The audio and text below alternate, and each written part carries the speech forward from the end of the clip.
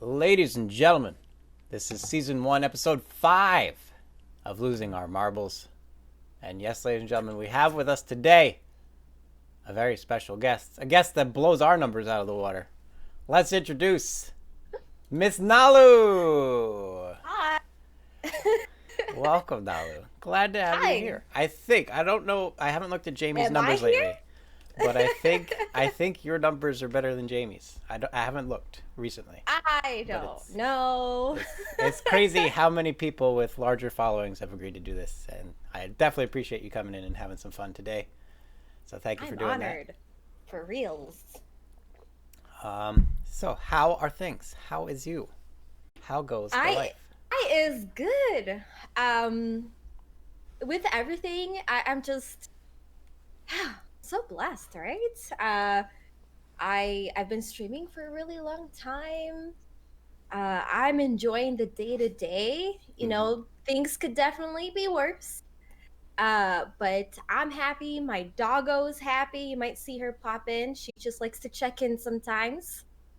Uh, Today, Corey gets to sleep in, so it's a one woman show today. All right, all right. That's good. That's good. How are you? How's everything? I'm trying to weather out this spotty internet connection I have right Oh now. I'm no! losing frames and it's killing my soul, but I think we'll carry on nonetheless. So it'll just have to It's be a killing your soul. like Yikes. like it says percentage and it says number, and every time the number goes up, that percentage of my soul dies. So right now 20% of my soul has died. So that's where we're at right now. But it That's should be okay. stabilizing momentarily. This happens from time to time. I think it's just You're traffic online and you're at whatnot. a solid 80 overall, right? Yep. So good stuff. Well, a couple things I think we probably have to get out of the way. Twitch Okay. TOS and current Ah. political climates. These are things we Ah. probably will eventually talk about, guys. We're not going to start right off the bat because I think it's everywhere, and if it comes up, it comes up, and we will talk about it.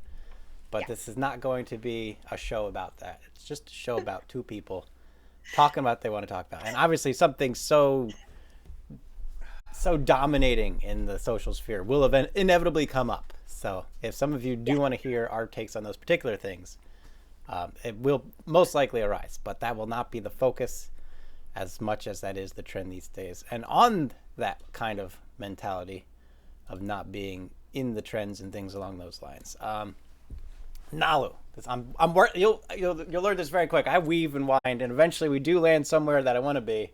It just Okay. sometimes I have to get everyone there from different angles, and it takes a while. Sounds good. But Yes. kind of in that vein, there's a lot of times where people in high public exposures can be either chastised for virtue signaling, or they can be put into situations where they're forced to have an opinion where they either don't have a very well formed opinion and they just have to come up with something on the spot, or otherwise are not the person whose opinion really should be counted for that particular topic. And I would put myself for a lot of high candidacy in those two realms as far as the things we just talked about. I don't think Twitch's terms of service or Black Lives Matter is particularly my vein of expertise. And, I have opinions and I have preferences on the matter, Right. but I don't think they're very valid in the larger sphere because I am not grossly affected by either of those things personally as much as I may care about them socially. So I was Right. wondering, what is your balance with your stream and your kind of personal approach to life? Because you do have a little bit more exposure, and I'm sure that runs into trolls on Twitch or a lot of differing opinions in chat where you might have to mitigate some dissension. But how do you kind of go about navigating that realm of being in a spotlight and having personal opinions, but trying to kind of keep it all appropriate and well working? Well, this is where Twitter is kind of my friend, right? I utilize Twitter mainly for the stream, just because I'm not on stream all the time, and I still like to connect with the viewership. And Twitter's just vast. It's not just my viewership. It's all of Twitch. They're on there. So I'm able to really voice my opinion on Twitter. And when it comes to the stream, uh, my stream doesn't get a lot of chatter. Mm. I think I've built um, an environment where we can kind of break away from things that are happening in the outside world. So when I come on live, we're here, we're just talking. Of course, we talk about our lives and what's going on. And there are very active community members that are speaking on this topic. And this is where I allow them to voice their opinion. And I've actually haven't been put in the position where someone just comes out and asks me. Mm. If they do, I of course say it. Black lives do matter. Hello, I don't understand why that's an issue, but it Mm. is, and Mm-hmm. it is affecting everyone. And as much as I feel in this matter, like you said, I personally don't experience it. So, I've come out and I've had to say I understand you, but sometimes I might not understand Mm-hmm. those that are struggling, right? Yep. Because it's just a matter of fact. And of course there's always room for me to be more educated on the matter. But in terms of my stream, we are a safe haven.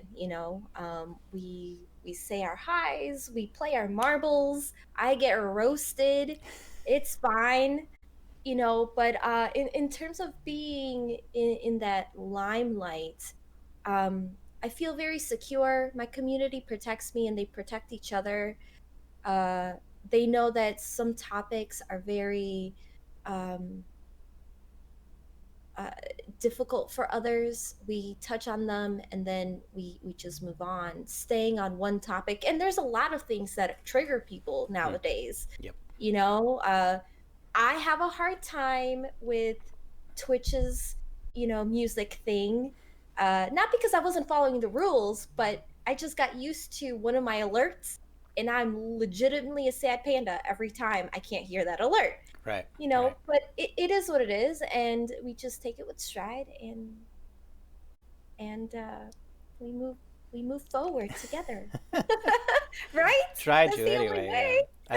I think the biggest complaint really I think is just it's a matter of perspective because there are a lot of socially accepted rule breaking in general business because a lot of things are small scale. And I think like my biggest argument always is like, okay, you can come after streamers for playing music during their streams, but are you going to go into the restaurants and stop them? Are you going to go into the hardware stores and stop them, right? Right. Because they're playing radio over their Right. speakers, and some corporations, one I worked for, actually had their own approved 6 radio stations that they had the rights to, but most small businesses do not, and a streamer is just another small business. So Right. the outrage I think just comes from that disproportionate um, kind of vitriol that we're experiencing because people who have larger and more successful companies than our little couple $100s a month streams get are being heavily litigated against, whereas things that have existed for 50 years and everyone just is kind of like, yeah, it's fine, that's how it is, Yeah. and Yeah. they continue to go on and they make a lot more money than we do, right? And I Yeah. guess you can raise those arguments that you have um, more access, right? So if there's a restaurant in Texas, I can't exactly go down there this afternoon and get dinner and come back. Um, Right. but so streams are a bit more accessible online. But Hmm. I would also argue that not too many people are searching Twitch streams to hear songs they want to listen to when Right. they could probably just go to Yeah. YouTube Yeah. and find the actual song without someone talking over it the entire time, Yeah. right? So there's arguments that can go both ways, and definitely being able to have conversations, I think, is very important Hmm. about trying to get all that situated in a way that makes sense. So more Do you discussions, think I'm that sure, are going to this be had. was fueled by the lockdowns? Um, it probably brings it more attention, right? Because a lot more people Mhm. are online now, including artists and celebrities. And like, wait a minute, Right. this guy's playing my song and they don't have the rights to it, right? So Right. there could be more of that going on, perhaps. Okay. But, I would again raise the same question. Is there a celebrity that goes into a restaurant and they hear their song and they go, wait, are they allowed to play this? No, they're usually thrilled, right? They're like, oh, yeah, my Right. song's on, right? So Yeah. I don't know. It's, I would hope that if they hear their song on a stream, that they would be happy, just the same way that they would be happy to hear it at a restaurant, right. right? We could That's be what I would think. listening to whatever, and for whatever reason, that streamer decided to listen to you, and you know, who knows? Who knows? But Twitter is on fire with this discussion. Yeah. It's just sometimes you have to take a break. I had to take a break from Twitter. It was just timelines upon timelines of people just, but why? And I'm like, Mm-hmm, since mm-hmm. 2013, it's not anything new. They're just enforcing it, Yep. Yep. you know? Yep. So, going into more wisdoms along those lines, what is a Nalu Ism? I hear the term frequently, but I don't think I've ever actually experienced one.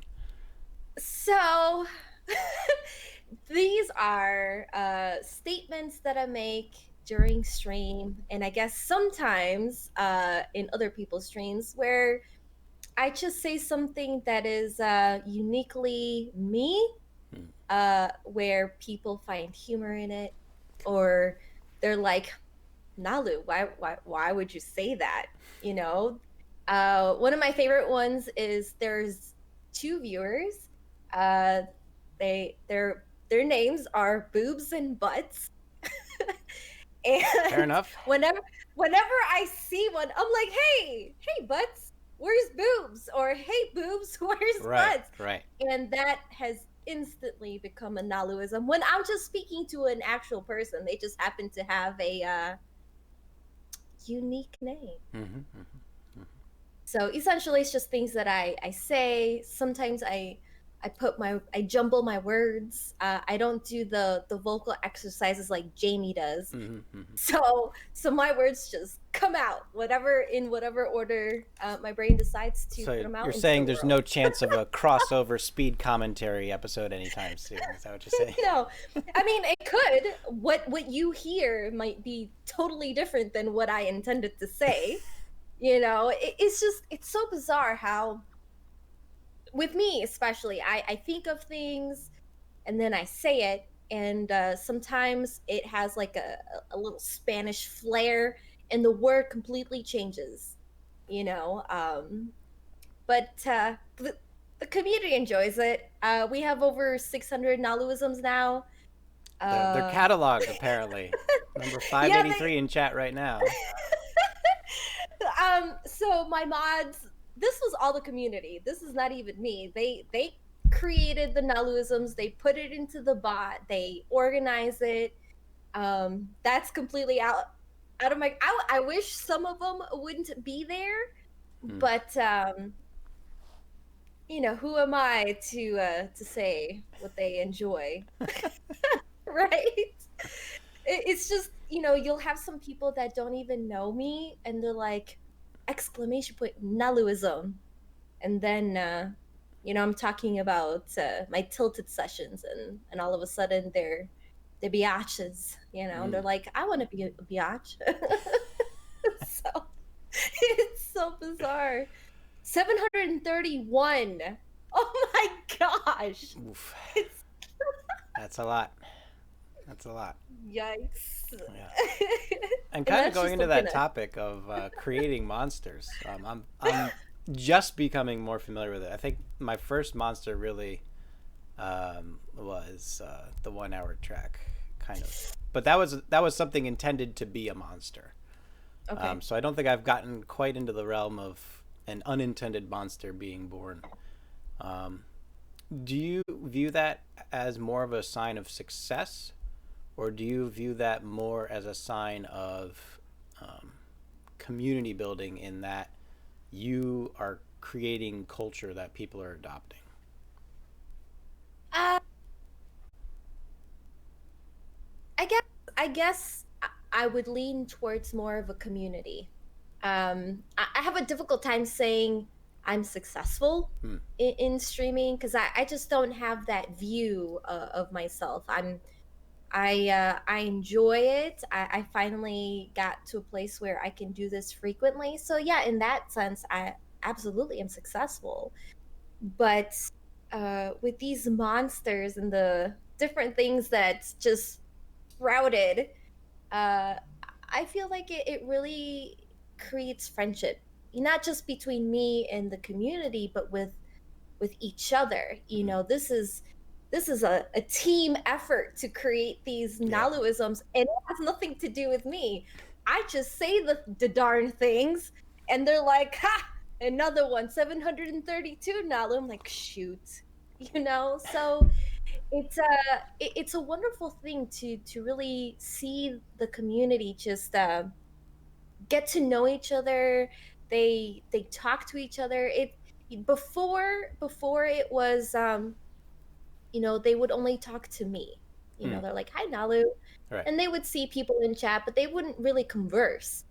And during a very busy stream, uh, I can tell that they talk to each other. They're not even having a conversation with me. Right. And if I interject, they're like, "Listen, Nalu, uh, I'm having a this is conversation this is with not Josh." your conversation. Exactly. They're like, "See your way out of it, please and thanks." I'm like, "My bad." So going back to marbles, okay, So it's beautiful. I really really love that, and the more that I get to spend time with these people, I see that in the long run, there's going to be friendship and uh, yeah. Oh snap! That's success, right? Hey, all about how Wow. you define it. Right. So yeah, Cool. I love it. I love it. And that actually brings up one of the questions I was thinking about in our previous talking. In that there's a strange commonality. I think we share more stuff in common than we know, and I'm sure that will be Okay. unveiling itself as the talk goes on. But in the realm of cooperation versus competition, because I know you're a fairly competitive individual in real life. Anyway, I'm not sure about on stream, but um, so going into that whole community building, it is very much a cooperative, non-competitive environment. What would you say is the best division of those two things? Do you think one is strictly better than the other? Do you think they each have their own place? And if so, what would those places be? Any comments on that particular division? uh, I feel that each has their own place. As you said, me personally, I'm so competitive. It's alarming at times. Some of the smallest things, I just want to be the best at, and it's not that big of a deal. And what I've tried with my stream is to kind of put my competitive nature on the sidelines, Hmm. because there is such a thing as being too competitive, because it brings out levels of toxicity that you don't want, especially in a stream. I have no idea what you're and talking about. and that's probably why a lot of people enjoy watching me play Tilted, because that part of me comes out where most people don't see that, Mm-hmm. or if I win a race, oh man, if I win a race, everyone's a sucker, right? But I I do enjoy competitiveness in the sense that sometimes you want to have that spark, Mm-hmm. but having it all the time, just it it kind of drains you, right? If Mm-hmm. you are always competitive, you always want to be the best, and that is the only room you have, then I would view that as a negative thing. So I try to balance the two, uh, and you know what? And unintentionally, I brought some competitiveness into my stream by putting teams Ah. by putting teams, like there's Team Nalu, Team Corey, team dad Sandman, you know, it doesn't even matter. It's just like team this, and that just happened. But I, for the most part, we are all part of the same team, but we were able to sprinkle some healthy competitive nature. But me personally, I always have to check myself because sometimes I can get out of hand. For me, I actually always kind of view cooperation as the superior of the two, because the competition only works at like kind of what you're addressing, and really is only enjoyable if it has that cooperative overtone. I think the most common illustration on that is like with modern sports. Like when people say it was a good sports game, like the match was good, is when the two teams were evenly matched and it was the tiniest of little details that made one the winner and one the loser, because their level of cooperation was such that they were challenging each other equally and both progressively adapting and getting better at it. Whereas, you know, when one team completely dominates the other team, it's like no one's having fun. The team winning isn't having fun because it doesn't even feel like they're earning it. The team losing's not having fun for obvious reasons. The people watching it aren't having fun. Like, it's kind of exemplary that that the cooperative aspect kind of overarches the competitive aspect, or at least it needs to for it to be good. You know, there's no point in having competition if it isn't making everything better. And exactly. I think that plays a lot about in economies, especially, is it's good to have competition in the economies so long as that competition is bolstering everyone. But when you have certain companies that do certain things where their form of competition is destroying everyone else and becoming the only available outlet for whatever service they're providing, then you get into trouble because it's no longer cooperative, it's now competitive. So it's that's, I kind of see it a little more one-sided, I think. Yeah. In that realm. But you've worked for corporations, haven't you? I sure have. You sure have. Well, that's another question. For 8 years. And if you have any questions that you've prepared that are relevant to the conversation, feel free to interject. I don't want to completely roll the first hour of the show. Well, I like to ask them, you know, organically. So I have a large list, but you know, I will interject as we go through this. Well, again, going to my loaded questions. How do you feel corporations should be governed? Oh man. Yeah, there we go. That's the response I was looking for. That's how I know it's a good question. When the person's like, "Oh boy." Well, here goes.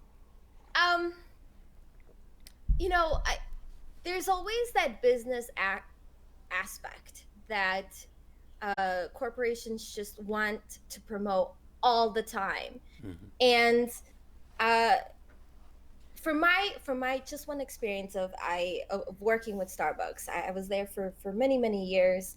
I really enjoyed that company until their bottom line kind of changed. So I really feel like it shouldn't always be about business.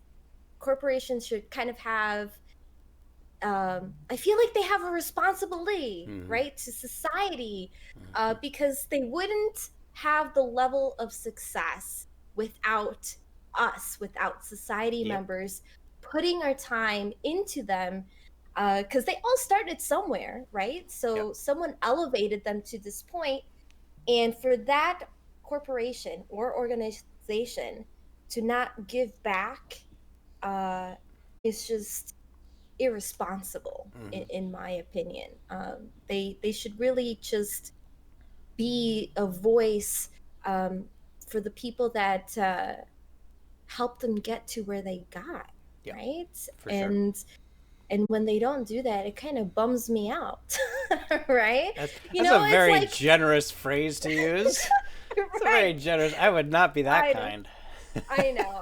But you know, it's just one of those things that I I don't want to throw anger to an angry corporation, right? There's some that are always on the defense, and they have the opportunity to make it better, not just for themselves, but for the people that interact with that corporation. Mm-hmm. And they sometimes choose not to, or they ignore it. And I feel like that's where a lot of anger comes in, because we as people look at these people, these organizations and corporations, and we're just dumbfounded. We're Yeah. just, why are you doing this, you know?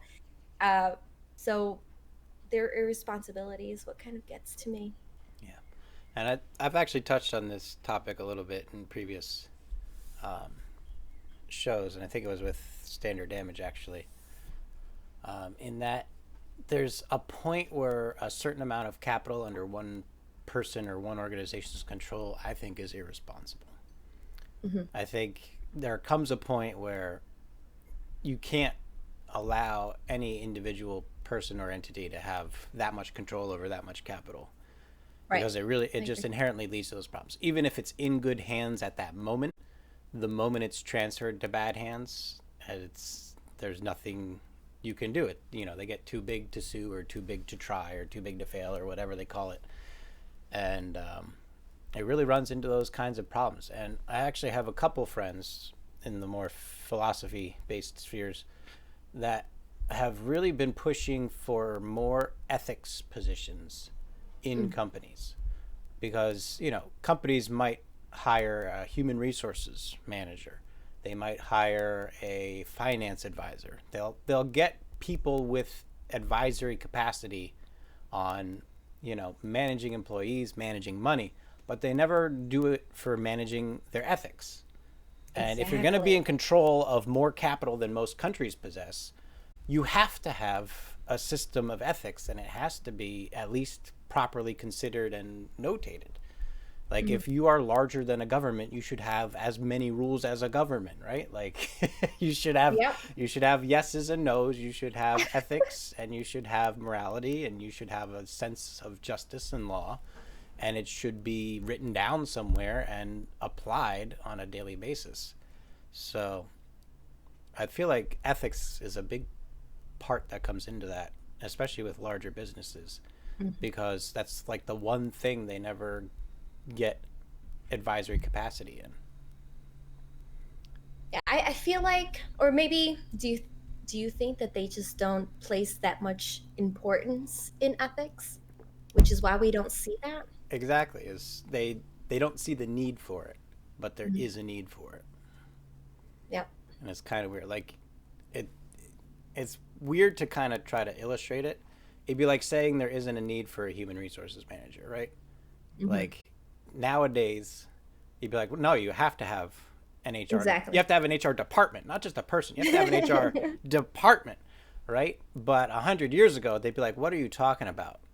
These Yeah. guys can quit, or come and go as they please. Like, I'm not forcing them to be here, right? So if they're going to work for me, they're going to work by rules, whatever. So Hmm. in just a short period of time, just the HR field of business has completely changed. So I don't think it's too strange to assume the same for ethics. I think the biggest position is that the whole HR development arised from movements in equality, movements in mistreatment in the workplace, and in order to get social pressure behind ethics movements, you're going to need that same kind of thing in an ethics direction. And that's, unfortunately, right now, the only thing representing ethics is like social justice warriors, which is this is not what I'm advocating for whatsoever. But unfortunately, that's the only manifestation of ethics right now. Is you Yep. know there are things the government should and should not be in charge of, and morality, I think, is one of those things that it should not be in charge of. And with so many corporations unfettered, the people have very few and very small voices in the ethical argument against such large entities. And unfortunately, the only one that's been noticed so far is the social justice movements. Yeah. So it's a weird spot to be in. What's your take on social justice warriors? And well, I know that right now that's very they there's just a place for them right now, just because the voices haven't been heard Mm-hmm. for a very, very long time. And they're very loud because after so much time of being ignored, there's going to be that breaking point. And I feel like we've reached that where Mm-hmm. enough is enough. And I I'm glad that we're here, right? I'm glad that there's finally a time and a place where everyone is speaking out. Sometimes there's some things that I disagree with, but at least people are talking about it. Right. Whereas, let's think about it a decade ago, it just 10 years ago, and people were just putting it under the rug, Mm-hmm. right? Yep. Or they'll talk about it for a week and then all of a sudden something else happens in the Yep. world. But I don't think that is the case. I don't think that is the case at this time. And um, you know, there there's people that are trying to sweep it to make it go away. But when it comes to this particular injustice, sweeping it is not a cure all anymore. There's a lot of emotion. Mm-hmm. I wish people would use logic a little bit more instead of just emotionally reacting to the situation. Yep. That's kind of what we're seeing here. People are just reacting. They're not really putting forth solutions to the problem, but that's because there's a lot of anger and frustration. Mm-hmm. Once that kind of dials down a little bit, then maybe we can finally, as a society, make those steps forward to make logical suggestions, and and people will be rationally heard, Mm-hmm. versus just it's like getting into an argument with someone. Sometimes you say things that you don't mean because you feel unheard. Mm-hmm. But it doesn't matter how valid your argument is. If both parties are angry, no one's hearing it. So no one's hearing it. No one is Yep. right. You're always wrong. It doesn't matter. So we need that moment of just that cool down period. Right. And hopefully we step into that so that we can move forward together. Yeah, I feel there's an adage I kind of regularly employ, and that's it's easy to be angry, but it Mm, is not easy to be angry about the right thing at the right time in the right way at the right. right people. And that's not to say that your anger is invalid if you're not executing it appropriately, but that is to say you can't expect good or change or progress to come from your anger if your anger is not being executed properly. So you can be Hmm. angry as much as you want, and especially justified in your anger, but you can't expect things to change if your anger is not being applied correctly. And again, it gets tricky to talk about because that is kind of that realm of, like, teaching, telling people how they can protest, right? That's kind of the Right. whole point, is that people are protesting because what you've told them to do isn't working. So telling them to Right. do more things isn't going to fix the problem, right? Exactly. But it is that idea, like, you can't expect change or good to come from ill-directed anger, because if you're angry at the wrong people, you're hurting your own cause. If you're not angry in the right way, then you are only hurting people and you're not building a cause, right? So there's good and bad executions of anger, in my opinion. And it's not to say that your anger is invalid. It's just to try to help you recognize that the way you are expressing your anger is not helping the situation. I agree. It's I tricky agree. with all those emotions flying around. It gets tricky. It gets Yeah. tricky. Yeah. Me personally, I I tend to be very hot-headed, right? So I can really relate to the anger out there. But I know, from experience and trying to manage my anger, that just being angry is not enough. Mm-hmm. It's not enough to just make a change, you know, uh, and that's something that I have to work on a daily basis because, you know, if I'm getting triggered all the time, I'm just going to be unhappy all the time, Especially if right? you're living on the internet. Right? Yeah, yeah. Especially, you know, you have keyboard warriors out there that just want to incite anger, Mm-hmm. and oh man, I fall for that so often. Like I'll, it's so I'll keep awful, that you in know. mind next time I'm watching your stream. You know, Corey always has to tell me like just put your phone down because I'm just on Twitter. Twitter's like my thing now, right now. Mm-hmm. And he's and the thing is that I care deeply, and that's where my emotions stem from. It's if I didn't give a crap, I probably wouldn't react. And that's what I try to remind myself and to try to remind the community is that what we are seeing is people caring so much that they're finally reacting Mm-hmm. on both sides, Mm-hmm. right? Yep. Which in itself is good. That way we're not just blindly moving towards a direction, but you know, anger management on an individual basis should be applied to everyone. You know, you got to manage it. Otherwise, it just blows up in your face and, you know, you That's break that's things. that's another division that I kind of see as necessary in that emotions serve the individual, logic serves the masses. Like you couldn't run a nation by emotion, and you can't Mhm. help a person by logic, right? They're not isolated.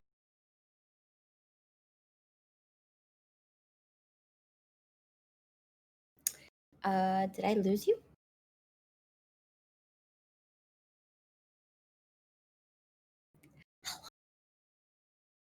Chat.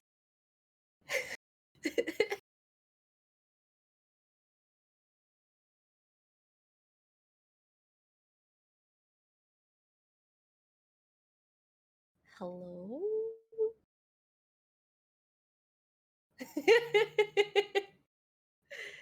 Hi. I patience. I don't hear you. Maybe I should leave. Hold on, the mic should be good now. Are we good now? Okay, we're good. All right, and Nalu is now reduced to a Discord window, so that's fantastic. That's great. We did it. Everything's Who did going well today. Everything is going well. All right, I think we're back to I'm normal. back. Okay. Minor dumpster fire. I think we put it out though. I think this is a sign we gotta move on to our next topic. Yeah. But yeah, going on to that logic and emotion kind of separation is that with the social justice warriors, it's when the emotion's leading it, that's when it gets ugly and that's when it gets a bit inappropriate. Whereas when you have um, your basic logical analysis and not moving forward until you have the facts, kind of justice, actual justice style. Um, I think that's the biggest difference. When it's emotionally based, it doesn't work. When it's logically based, it works. And then going the other way, if someone's crying and upset over a broken up relationship, giving them a bunch of logical facts at the time is not going to help the situation. Yeah. They need someone to commiserate with them. They need someone to understand their emotional state so that they can be comforted and guided through those feelings. So Yeah. it's kind of weird when those get flipped in Mhm. either situation, because I've been in the emotional situations with emotion. I've been in the emotional situations with logic. I've been in logical situations with emotion, logical situations with logic, and uh, it's weird when it's going the wrong way. It really is. Yeah. Yeah. So, how we doing on time? We're doing great on. We're good. We're just blowing through these conversations. I love it. Good stuff. Uh, Question. Go for it. The floor is yours. Throw one Floor at is me. mine. Let me see if I have someone that we've talked about kind of in this realm until we decide to move on. So we've talked about anger and all those things. I want to know when you're put in on that spot where you have to emotionally react or use your logic, how do you encounter situations? How do you manage conflicts? Hmm. I was actually having a conversation with my bosses at work a couple days ago, because they were kind of joking on my ability to stir up the hornet's nest, as it were. And it's not so You? much stir up the hornet's nest as it is tackle it with all my vigor, and just like it's kind of that idea. Is like if there's a hornet's nest, don't just leave it there, right? If it's a problem, just jump on it, smush it, run away with it, whatever you have to do, just get it out, like handle the problem. Like don't none of this Okay. poking it with a stick nonsense. Just do what you gotta do, right? So I really don't believe in that whole, feeling it out, poking it with a stick kind of approach. Just like if I'm gonna solve this problem, I'm just gonna jump in it, get as deep in it as I have to get into it, and then I'll swim my way out as long as it's solved by the end of it. So I have no fear or head trepidation in those kinds of lines. And I have to admit, part of that does come from the position I'm in. It's essentially a privileged position, right? It's like I have intelligence, I have a good social standing, I have, benefits that a lot of other people don't have. But that also means that it's my responsibility. Like I am the one that's going to jump on the hornet's nest. It's like you got enough problems to deal with. I'm just being a goofball on the internet. I'll fucking jump on it. Let's go. Right? So like it's both of those things. It's like yes, I do have a privileged position to handle things in that way, but that it's also Mhm. my responsibility to do that. Like that means I got to be the one. I can't just sit on the sidelines and, And let it happen. let it Yeah, happen. exactly. So, that's kind of where I go with it. It's just like, "Oh, that's a problem I can solve." Ha! So how do you solve those problems when you are live? Like, When let's I'm say something live. happens in chat, or has it happened to you Mm. where you see conflict among viewership? Do you step in or do you allow it to just, solve on its own? What do you do? For me, it's really just exposing it for what it is, right? The biggest protection the internet pretends to afford people, doesn't actually afford people, but pretends to afford people, is that anonymity. Okay. So the moment you pay attention to someone more than they want, or the moment you recognize someone as a human being other than just a screen name, the entire dynamic changes immediately. So, Okay. I'll get trolls in chat that are just trying to get a TOS ban or timeout on them and doing whatever it takes to get that negative attention. And I've only timed out two, I think, and that's only because of actual TOS. Like, I actually can't have what they typed in chat in screen. But it's usually like a 10-minute timeout or even like a 1-minute timeout. It's never anything permanent or extensive. And usually I will address those people directly. Like I'll ask them actual questions. Like I won't just say, "What are you doing here?" or "Don't you have better things to do?" I'll be like, "So what's going on? Like why do you need so much attention? Like are you okay? Are things all right? Okay. Do you do you do you need something? Like is there an opinion you'd like to share?" Like you start putting more human motivations behind their decisions because, and again we've talked about this in previous shows, but like a lot of motivation for trolling is basic human necessity, right? They're looking for attention, they're looking for approval, they're looking for a reaction, whatever. But all Mhm. that really just stems from like subhuman brain functions, right? Basic mammalian social structure, Right. or even reptilian brain of just, um, if I have the attention, I have more resources at my disposal, whatever it is. So there's a lot of times when you bring it back into the human element out of that animalistic behavior, people are suddenly like, "Oh crap, now I look like a dirk," right? It's like, Yeah. it's like, "Oops, turns out I am a human being, and this didn't work at all." Dang, right? So I would that, but again, that's with how I can kind of jump on the hornet's nest in my approach. You know, that's not Do something you that's going to think work for everyone. do you think that that's strictly for you in your stream? Because we have a lot of newer streamers out there Hmm.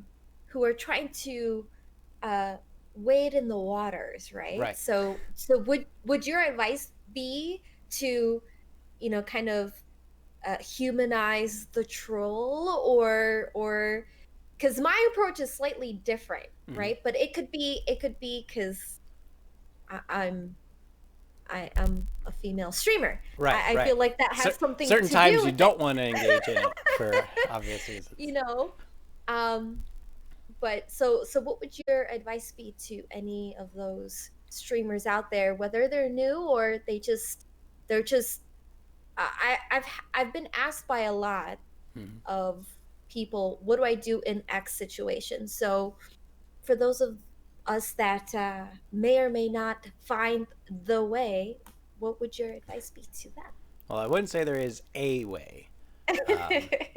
but that's the way I like to go by. And that is because of certain strengths I have. I do have a bit of a domineering intellect, and I'm pretty quick witted, especially with Twitch now, having done it for a long time. So there are things I can get away with that some other people can't. And really, Okay. and this kind of ties back into anger too, right? Is that when you have that negative reaction to something someone said or did, you're actually giving them power, right? When you are being you, just going through your life, you're on a track. And then if someone says something that angers you and it diverts your attention with that anger, they now have control over your attention. They now have control over what you're doing. So, and I know someone in chat is making that happen with your lights. I know it. You can't hide it, Nalu. I know that someone in chat, and they better fess up. We can see you all here. Confess. Confess. Who did the rave? But so again, it is really like when you give in to the anger, when you give in to the attention, you're giving up control, right? Especially if you're a streamer. If you're a streamer, it's your stream. You're controlling the content. You're controlling what you're talking about, what the stream's about. And the moment you let someone else redirect your attention, or even worse, redirect your stream, you're giving them control. So the easiest thing to do is to have no reaction. Just pay no attention to it, have no reaction, Exactly. because then you're not giving them any power. And the moment they realize they don't have any power, they're not going to keep trying. They'll leave. And that's kind of why banning works. The reason banning works is because they no longer have any power. You've taken away their ability to speak in chat, so they don't have the power anymore. They leave. But Hmm. ignoring them would do the exact same thing. I don't like letting them get off that easy because that preserves their anonymity, right? So Right. once you start bringing their actual like you start mentioning their Twitch name vocally repeatedly, so everyone knows you're talking about them, and everyone in chat starts asking them questions, and like you start getting that mob mentality going, like, hey, if you want to be a part of this, that's fine, but don't pretend you're not a part of it once you're a part of it. Like, if you want to go, let's dance. Yeah. So, Well, I've had my fair share of trolls, and I've kind of really uh I've had to teach myself not to react, right? Because I part of my stream is my reactions, right? I get mhm, roasted and I'm angry, or you know what I mean. So part of my stream is about my reactions. So when it comes to things like that, sometimes I have to put that wall. mhm, Um, but I'm I'm so grateful to have a community that when things like this happen, the community flushes that person out. I don't even have to do anything anymore. And on the rare times that it's a person having a difficult time, they sometimes find a home here. You know, mhm, uh they come out and after a few streams, they apologize to the community and they're like, I was having a rough time, but please let me stay, right? mhm. So there. I do agree with you that sometimes trying to tap into that the human behind the keyboard warrior Yeah. is a good place to start. But my fear comes in when it's like a mass of trolls, right? When Right. that Yeah. happens, I'm just like, get rid of it, get rid of it. Yep. It's Yep. causing me stress, you Yep. know. And I think Um, that's fine. If whatever you have to do to maintain control over your stream, that's what you need to do. Then I think Crazy K brings up a really good point as well. Is that don't let trolls get off lazy. Like I see a lot of people come in and they'll ask the same troll question that everyone asks. Like it's always something racist or it's always something sexual, and just like, okay, yeah, sure, I'll talk about sexuality. What are you into? It's like people. I had one person ask me for feet pics. I was like, well, it's $2,000 for feet pics, and is oh that my god. is that really what you're into? Because I have some friends I could get you in contact with. Like I started like going into it, and he was like, no, I'm not into feet. I was like, but you just asked me for feet pics. Like you don't just come into a chat and ask for feet pics if you're not into feet. Like so That's like if someone's ever gotta being remember that. lazy with their troll, call them out on it because there's a lot of uncreative trolls out there, and they'll be embarrassed immediately if you can do better, right? So You're like X person, you love feet, yeah, and it's they're like like, no, no, I don't want to be known as the foot guy. exactly. It's like Oh man, I know who in my chat like feet. it's a I knowledge I don't know. possess yet. I'm kind of glad, actually. Vixen tier 3. Snapchat. That's where you get your feats, guys. Good stuff. Good stuff. All right. Well, I think, unless you have any still relevant questions in the current sphere, we can go into that magical moment of the show. Yep, I think we're ready. The midstream mix-up. Yeah. There'll be a visual eventually. There'll be some overlay or production value of some kind. It's coming. It's at some point it will be there. But this is the midstream mix-up, ladies and gentlemen. We're just gonna flip the tables a little bit. Speaking of flipping tables, you flipped a couple tables in your life. Not physically, I hope, but Sure. I'm not But, allowed to play Monopoly with my family. oh, I see. But yeah, so we touched on it briefly that you were a managerial position for a specific franchise in the United States and now world. Mhm. Do you have any service industry horror stories as we've come to title it? Because we did this with standard damage. Again, it's like standard damage 2.0. It's kind of weird, but we talked because we're both retail managers, which is different from service because retail the consumption happens at home, whereas service industry the consumption happens in real time. So there's, I think, a higher customer expectation and a more immediate feedback, right? Like if I sold someone a bad banana, I wouldn't hear about it till a week later when they came back. But if you serve someone a bad banana, they're going to tell you immediately, right?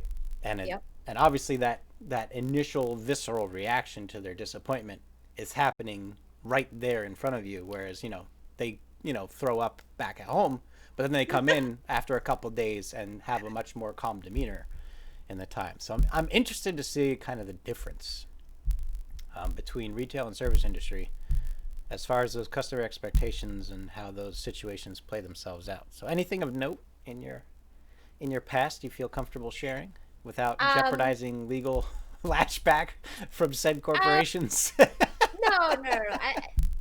I, I've been in both, right? Because when my first year in college, I did work at, you know, in the retail, but I was never in the manager standpoint. Um, with my manager, uh, experience. Let's go with one story. So, this was maybe uh, a couple months after Christmas. This is where people are doing their returns and all that stuff. Mm, It mhm. happens, Yep. it happens. And this particular person decided to come in to return a mug. Okay. And that's fine. I have no problems. You didn't like it. Okay, we'll take care of you. Uh, but she didn't purchase the mug. Her friend bought the mug for her online.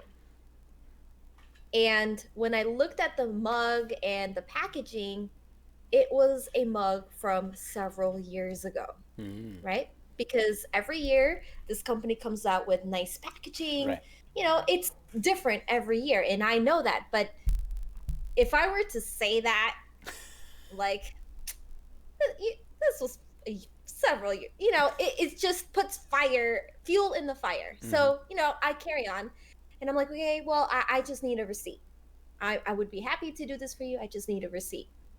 Well, she didn't have a receipt and she was just angry. I was like, all right. So then I had to recite the policy, right? Because that's my job. Yes, hide behind the wall of text. It's my favorite trick in the book. And it's like, oh, I'm sorry. Hold on. I mean, on page 4, line 7, paragraph 3, it clearly states in our policy. Right. I love that. And then, you know, she refutes that with, where is it written down? Right? And I'm like, well, it's here and it would be on your receipt as well. Right? So, not to mention that there is a time limit, but I felt like adding that time limit to our current conversation was just not going to go well. So, you know, and that's when I found out that she wasn't the one who purchased the mug, that it was her friend. And I said, okay, well, if you're able to provide even a picture of the receipt, I will honor it, right? Because I could just override it. So then she starts yelling at me. At this point, she's just on fire. And she's saying, well, I can't believe that you are requesting something of me. This is just such an inconvenience. You know, my friend who bought this for me, she was so amazing. She bought everyone a mug. And you want me to call her. She's pregnant, by the way. And you want me to call her right now. And I said, if you would like to return this mug for cash, I need a receipt. So she calls her friend, and then to her friend, and I felt so bad for her friend. To her friend, she's like, listen, blank, I know that you are at home pregnant and in pain, but this blank worker here wants your receipt. She wants proof that you really bought this for me. I know you bought this for me because you love me, and I just want to return it. Oof. That's a lot of setup. That's a lot of setup. And she has her friend on speakerphone, and her friend is like, she's super nice. She's like, yeah, I can get you the receipt. Just give me a minute. Where should I send it? And she's like, I don't know. Like, this is just ridiculous. Don't you think? Should we support this place? I think this is the last time I'm coming here. And her friend is trying to diffuse her friend's anger. Right, okay? right. And she's like, let me just talk to her. And she like hands me the phone. She's like, but I don't want you to touch my phone. You might break it. Right? I was like, sure, just slide it on the counter. This is fine. I'm leaning forward. I'm like, hi, this is blank. I'm so happy that you're trying to help us out in this situation. Please send the receipt via text, either to your friend, or you can send it to the store and I can pull it up.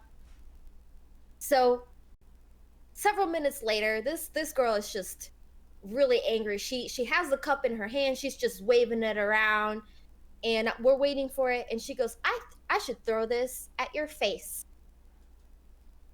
And I told her, I was like, if that's going to make you feel better, you will do whatever you need to do.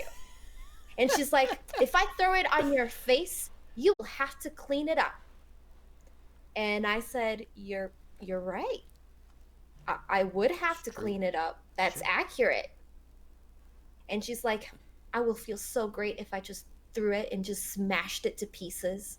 This is while her friend is on the phone. Okay. Yep. So she's going to throw this gift that this person spent time searching and saying, this is the perfect mug for my blank crazy friend.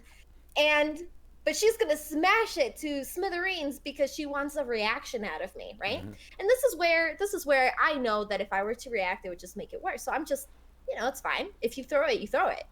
But I know that I'm in the position where if she were to throw it, I would just call the cops, and then she wouldn't get her money anyway, Yeah. and I would just step in. Yep. Yep. So, but I if I were to tell her that, and she's like, "Ooh, good answer, good answer." I'm a district manager for blank company. That was a good answer, but I still want to throw it on your face. And I said, that's fine. That's fine. And then a few seconds later, her friend gives me the receipt. I see the receipt. You guys want to guess how much that cup cost? And again, this is a BS cup, right? Because it was 2 years old. It's a $10 cup. Oh, I was hoping 5. She threw a fit over a $10 mug, right? So I do the refund. I give her the refund. I was like, here you go. Have a great evening. And she's like, I will, with like that $10 bill. And she just storms out of there. Yeah. And I'm just like, holy fuck, something's must be happening in her life that she really needed those $10. you know? And in the back of my mind, if I was her friend, I would be like, I need to cut this person out of my life. Yeah. Holy I would, if I was pregnant, I do not need those kinds of calls. Right.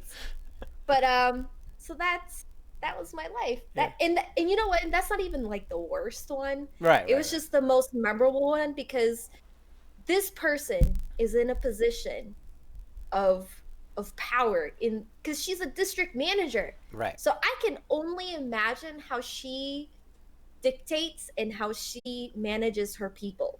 And I feel bad for them. Can you beat that one? Can I beat it? I mean, going the other way, I actually had to threaten to call the cops on a customer. Oh, snap. I told that story before, but basically he was tired of waiting in line and threatened to walk out with the merchandise instead of waiting. I was like, well, I have an accurate description of your physical being at the moment and exact timestamps and cameras and what you were holding at the time. So if you want to walk out here, I will gladly file a theft report and have you arrested within the day. And that kind of put a stop to his plans. So that's Did he kind of going his item? into the same item. He eventually bought his item, and then Oh, wow. and then he wanted to speak to the manager in charge. And at the time, like I wasn't a store manager, but I was the only manager that the store managers trusted to close the store when they weren't there. So I was essentially the highest ranking person there at the time.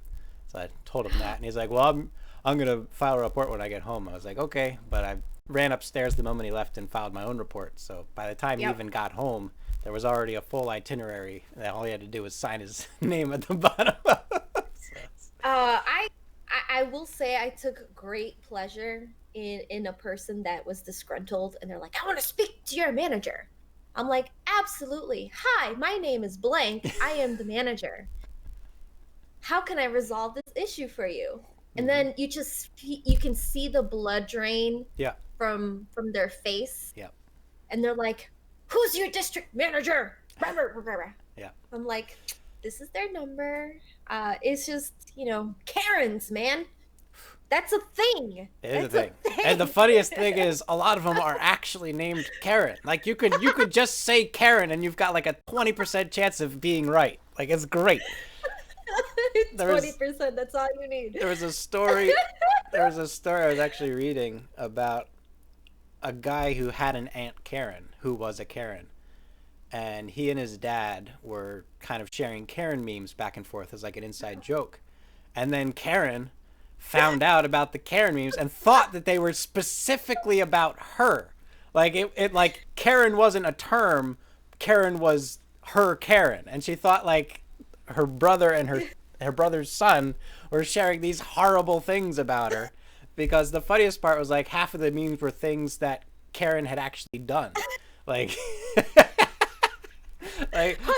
so she was taking it like a personal attack. It was hilarious.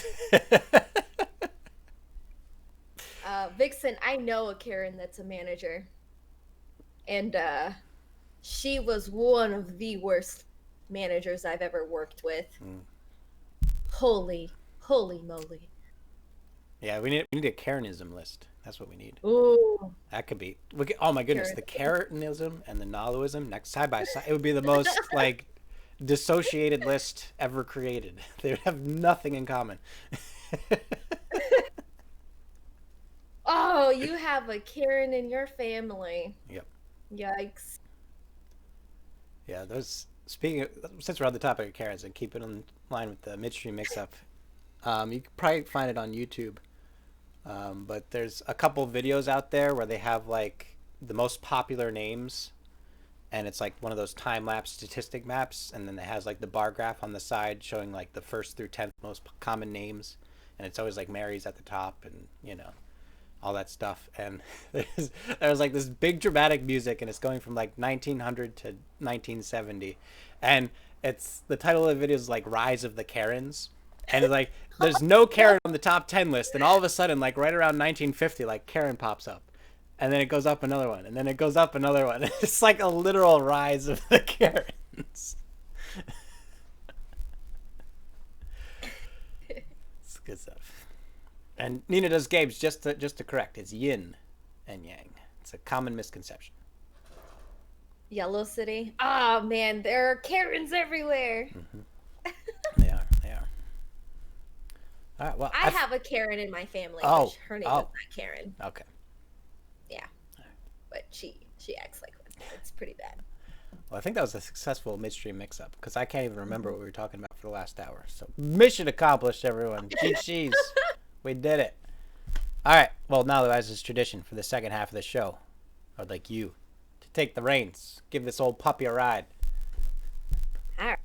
You know, it's pretty interesting that this entire time we really haven't touched on marbles. That is Isn't weird. that crazy? That's weird. It's almost like the title of the show is Losing Our Marbles. Almost like a double entendre. Like, what? I see that we have people from my community that may or may not who you are. Oh. So you know what? I knew of you, right? And I've hung out with you on your stream if you've been in my stream, but we've never had this banter before, which is why I was so excited to be invited today.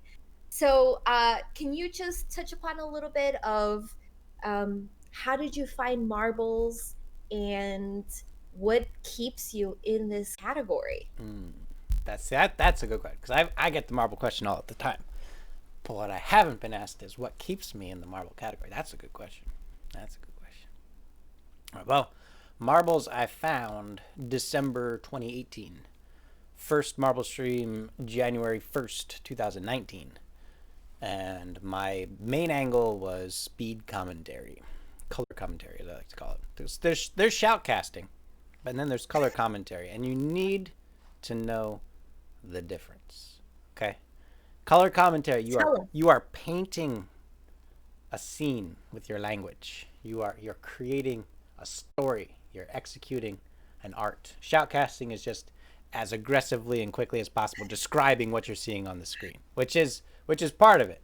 And apologies to Joan Taz as a lady. If you do have anything long you'd like to contribute to the conversation, feel free to post it in Discord.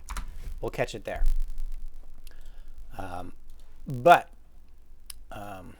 Yeah, color commentary. When I first started watching marbles, I was excited because it was like a racing game that didn't have the cruelty or unhealthy competitive nature that most racing games have.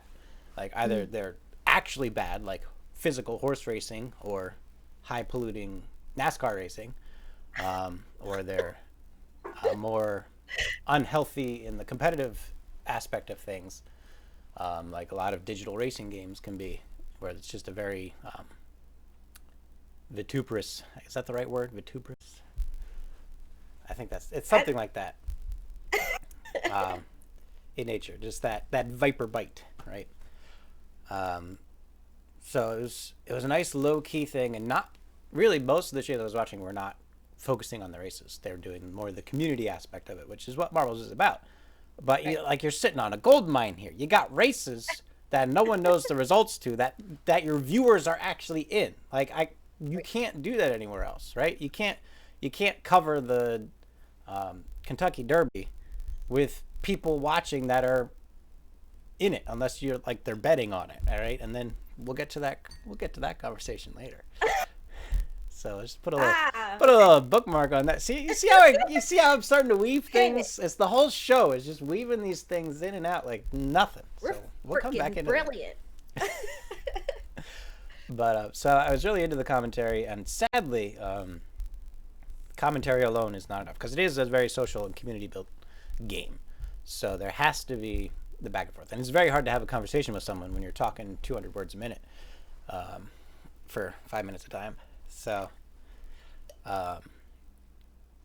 there is the need to kind of branch out from that, and that's going into more specifically your question is what keeps me going is the fact that there is no plateau really for marbles, at least not at the moment. There may become one, right, but there really isn't one. Like there's no point where you're just like, oh yeah, this is good, I'll watch this for the next year, right?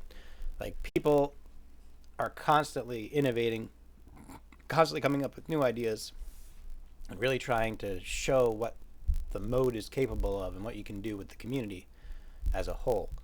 So it's not like you're going to get to a point and just keep like, oh yeah, this is good enough, we're good. Like even grinders, right? Grinders are constantly finding better ways to grind, finding better ways to make it more interesting for the viewers. You know, they're all trying to do what they can do.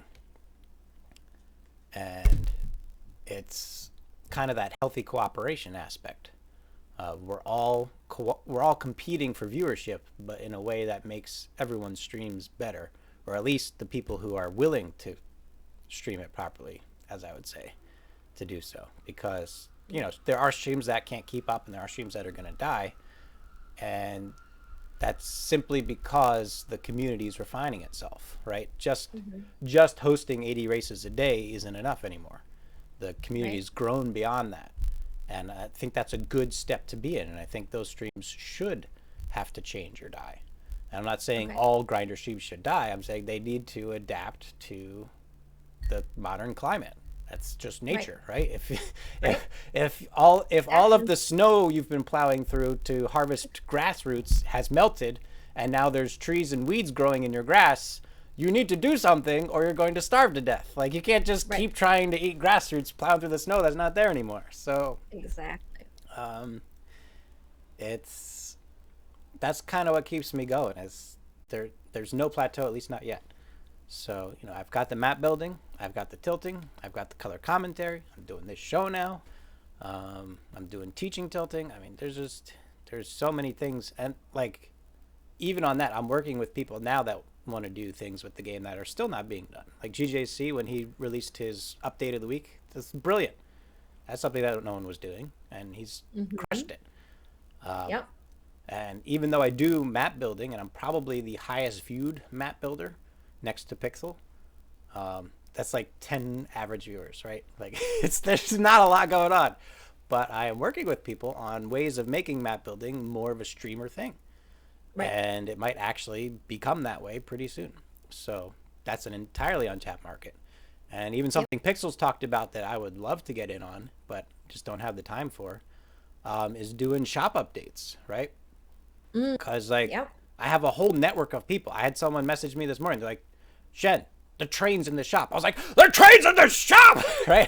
Like, stop everything. Throw the food on the floor. I gotta get to the train, right?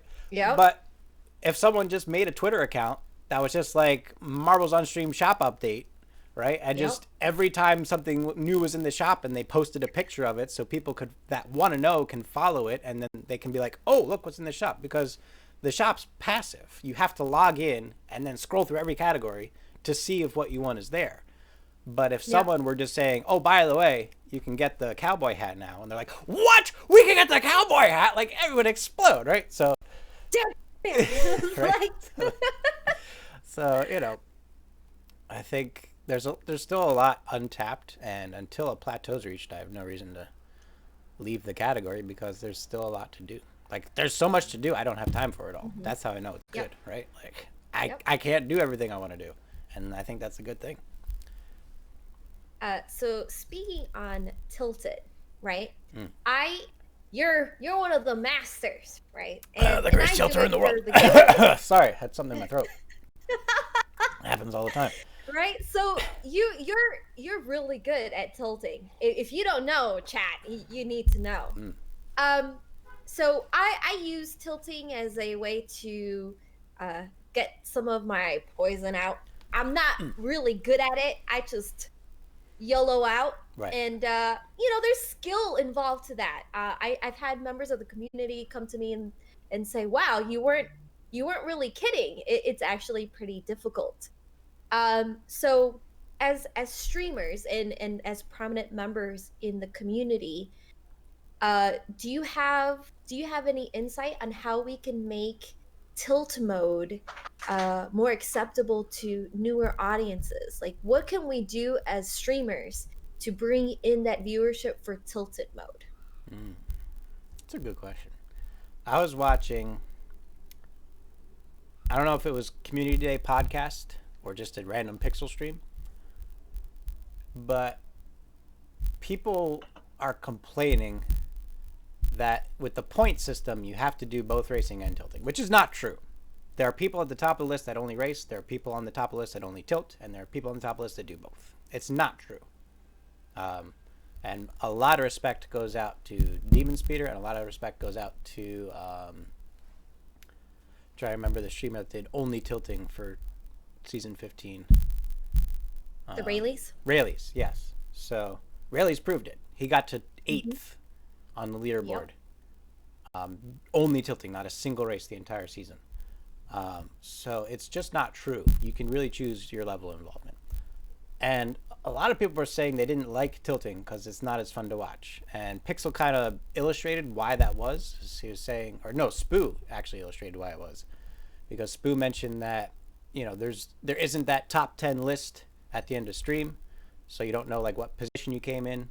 It's a scroll down list, so you can't even see everyone when the thing comes up. And usually the tilter's in such a hurry, he just clicks continue as quickly as possible and goes that way. So on the grinder side of things, even just slowing down and announcing, or at least scrolling through all the winners, would help as far as the grinder side of things. But other people just said it's boring to watch in that it's not a race, right? And I guess to an extent that's true. But again, watching other people stream races, they're just as boring, in my opinion. And what I wanted to shout the entire time this conversation was going was like, have you watched me tilt? Have you, like, anyone in chat right now, can we just get a quick poll about story time? Just anyone in chat, can we talk about story time real quick? Story time only happens during tilting. And the reason story time only happens during tilting is because I need like a 30 to 40 minute block of uninterrupted time. And with races, you have to announce your energy tiers, you have to announce your winners, you have to announce whether you're doing a Grand Prix, how many races you're going to be doing. There's a lot of updating and interaction that's required for racing that you can actually kind of forego into a more long form stream for tilting. And you can really see Vixen's got it, Velocity's got it, Biz Overseas has got it. They all know what's up. So profile cards would be awful. Oh my goodness. No. The names are bad enough. The names are bad enough. I don't need. Yeah, for tilting, I don't think player cards would be great for the streamer, right? Because our goal is to get your little balls in the bucket. Yeah. And having those extra things just wouldn't complete the goal of tilting. So, what about a death counter? Death counter would be great. Death counter would be great. And I know Pixel has actually considered that several times, even just in a tournament format. Because I used to do that. I would have in the top left corner, or I guess top right corner, I would say marbles lost, and it would be up from level 1 to level 28. And I had things called, the flawless 16, because it was level 16 back then was the start of greens. And then there was the flawless 24. It was getting up to the blues without a single marble death. And I'd have a marble counter. I'd do that. And then Tilt Your Own Adventure, as Shoni just pointed out, where people put a request for their own marble. That's also something Pixel has been considering of trying to implement in some fashion, where people can make a request for something to happen to their marble, and I have to make it happen. It's not good for points or grinding. It takes 2 hours just to get to level 16, but it's a lot of fun, and people have a lot of fun with it. So, um, any complaint anyone has about marbles at this point, I could understand, a year ago, people having certain logistical complaints about marbles. But at this point, any failing in marbles is a failing of yours. There's nothing you can't do with the game at this point, so long as you put in some effort to it. And I try to prove that time and time again. Can you make an exciting hour-long map? Yes, you can. Can you have fun in tilting? Yes, you can. Can you make races more exciting? Yes, you can. I have done it. I have done it and done it and done it. It is possible. You just have to put in the effort. And I think there's just a large desire for the automation. Like, that's kind of the appeal of the tournament kits, right? Is all you got to do is pay some money and boom, you got a huge amount of support. You got a huge promo. And that's why a lot of people cry foul when they don't get one, because they want that boost. And it's really easy to do. Well, the most successful tournament I ever hosted was the end of season 16 tilting tournament. That was not an official event. That was Shen doing Shen, and I had more people show up for that. It was a 16-hour stream. I think I averaged 40 viewers for the full 16 hours, which I've never averaged 40 viewers for any stream, let alone a 16-hour long stream. That's crazy. It was absolutely crazy, and Pixel had nothing to do with it. Nothing. The only thing Pixel had to do with it was taking 200 coins from my account and putting it in Ryan's account, because he won the map builder for the Master of the Universe competition. That was the only involvement Pixel had. And that could have been any prize. That could have been, a free deep dish pizza delivered to your door, or an Amazon gift card, right? It could have been anything. So right. There's absolutely nothing that Marbles is lacking logistically at this point in time. So any failing in Marbles is really a failing in yourself as a streamer. And you just need the chutzpah to come up with a solution and go for it. So, yeah. I don't even remember what the original question was, but I think I was still on topic by the end there. So. You did answer it. You did answer it. I will interject and say that when it comes to tilting, it's really the responsibility of the streamer to get your community involved in that mode. Yeah. I know that there's a viewership loss in there, but I don't think that people are exposed to it in the manner that really draws the audiences. There are amazing tilters out there. But sometimes there's a loss in that ability to include your community in the tilting. Shens does it beautifully, right? I was watching one of your YouTube videos, and the entire video you're tilting, right? But like you said, it was story time, and the thing is that this is YouTube, okay? You weren't live, and I wanted to drop my marble, but I was still active in that conversation that you were having. It was a beautiful podcast, and I don't even think it was a podcast. That segment, whatever it's a Shen rambling is what we call them. Oh man, there's a whole list of Shen ramblings. Great. It's its own playlist, actually. So. If you guys are interested, I'm sure Shen can provide you with that that segment, but it was just there's a couple, but I'll post two in chat, because there's the ignoranceception, and then there's also the gay frogs. Don't tell the gay frogs you don't have any money. That's the big one, guys. I can't say this enough times. I will say it as many times as is required. Do not let the gay frogs know that you don't have any money. I'm serious. I'm serious. I gotta cover your face just a moment, since we're on the topic. I hope you don't mind. But you brought it up, so it's your own fault. I want people to know. I want communities to know, because sometimes they have the viewership. Marbles viewership has this idea of what tilting is. and I don't think that that's the true Guys, nature guys. of tilting.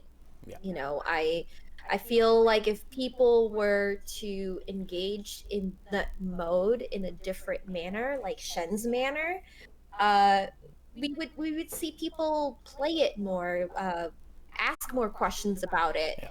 you know. And I think you really showcase that, you know, where you can have your story time, and I am still compelled to drop my marble. You know what I mean? And I'm like, shoot, I had to remind myself he's not live right now. Yeah. You know, and that's a great problem to have as a streamer, because you know you are doing something that works, and I kind of want to tell the masses, look, this is a beautiful mode. It really is. It's one of Yeah. my favorite modes, and I wish that we could incorporate that more. And that is why I asked the question of what can you and I do and the Mm-hmm. rest of the streamers, that focus mainly on races, how we could bring Tilted up to be as competitive. Yeah. You know, that way we don't have those questions where people are like, you know, the only way you could be a successful grinder is by tilting or racing or doing, you know, both. You know. Crazy K. That's so the end of season 16. I hosted a tilting tournament, and one of the showcases during the Blues was to have your most impressive skill, and people were doing crazy stuff. I had Cold Dabs had his mouse on his face, so he had to tilt like that, obscuring one of his eyes. And Gus, our Korean champion, he had his keyboard upside down. The board was upside down visually, and he had his hands crossed. So his left hand was on the mouse, his right hand was on the keyboard. It was like people were just going crazy, showing off their skill, and we were having so much fun with it. And that's part of it. You got to have fun with it. So here we're gonna temporarily cover up Nalu and just get you a quick taste here, guys. I don't know how much. I don't know how much time I have left to tell you guys this. Don't let the gay frogs know you don't have any money. I gotta go, but don't let them know. So there's a lot of fun you can have. There's a lot of fun you can have. And the other one, Yep. this is, I can't believe I pulled this off, but this was a good moment where I was setting things up over the course of like 30 minutes to have an interaction between 3 different ignorances at the same time. And this was kind of that moment there. So, at the beginning. It's gonna be right there. Yeah. Okay. Upload that to YouTube, Let's do it. and then we're just gonna blast it in Discord. All right. And everyone's gonna be like, I'll "Oh post shit!" this I've been link in missing chat, out. too. Like, yeah, you've been. Where? Yeah, yeah. What the fuck? Yeah. Do I you know, even right? own a Ken Lutic shirt? Like, what do you? I do. Do you? I do. Yeah. Oh, you do too. Yeah. Fantastic. Yeah. 3 of got us got these it. Ken 1-Up Yeah. shirts. Yeah. Awesome. Yeah, there's a lot you can do with it. And like I said, it really plays into the long form. And I think that's where a lot of people struggle with it. Because races, it's like 3 minutes. Yeah, go. Ooh, done. 3 minutes again. Yeah, go. Right? Long form, it's just like improv, right? Long form improv is an entirely different beast than the short term improv. And, you know, I think racing and tilting's the same dynamic. Racing's that 3-minute super shot, and tilting's much more that long form 2-hour block. So, yeah. More questions, or do you want to ask me some? I was trying to think how I could tie these questions in. Yeah, this question ties in. So speaking of constantly innovating and not having a plateau, the question I have is, I'm trying to reword it more applicable to the current conversation.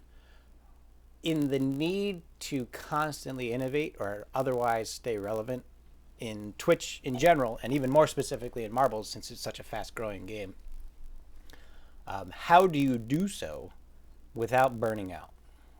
Like, what is the balance in pushing yourself and maintaining that competitive nature while also not getting to the point where you're absolutely... Because I'll tell you, I've been streaming 7 days a week for a good 2 months now while working a second job, and I don't even have my own place because I'm displaced by the whole COVID-19 thing. So Like everything is in chaos right now, and I'm still just going hard because right now is a good time to go, and I'm loving it. I'm loving it. I'm not burned out yet, but there are some days where I'm just super tired. I was like, God, I need a day off, right? So the Monday before the Tilted tournament, I took a day off just to like collect myself, get some sleep, and all that fun stuff like that. But what's your advice, and or what do you do specifically to a keep up with the innovation and competitive nature, but also not get burned out? Well, I've been burned out, and I think that's where we learn to change our behavior, right? I've had those streams where I was streaming every day, and then before I knew it, it wasn't short streams. I was hitting the 10-hour gap, 12-hour, 15 hours, and at the time I was also working full time, right? I It was just something that I needed to do, and I had the motivation to do both at the time. Um, but I feel like I've changed and I transitioned out of that, um, mainly because I needed to be healthier. Mm-hmm. I wasn't sleeping enough. I have this thing where I don't like to eat in front of on stream. It took me a Some long people time to are get over that comfortable. myself. I eat kind of like at appropriate moments, but I really don't like eating on stream either. Yeah. Yeah, I do eat, as but it's still, it's unsettling. It's Mm-hmm. unsettling, but I know that during sometimes I just have to eat and I have to get over it. But when you're streaming 8 hours, 12 hours, you have to eat. Yep. Or when you don't, you just feel like total poo poo, which I was, because I wasn't taking breaks. So taking breaks is vital if you're in it for the long haul, 8 hours. You need to just get up and get the blood pumping. But as far as the Nalu of today, um, I don't stream every day. I have a set schedule for the most part. I've allowed some room where I want to spend time with family. Family events happen. So, but for the most part, I stream Tuesdays, Thursdays, Saturdays, and Sundays, and sometimes I alternate my Saturdays and Sundays to accommodate my family, right? Because Mm-hmm. even though this streaming has become my job, I still need to I still need to make Nalu happy, right? And that means hanging out with my family, being with Corey, my doggos, or just having me time. Um, so my balance comes in not streaming every day, having a set schedule, and kind of having a plan for my stream.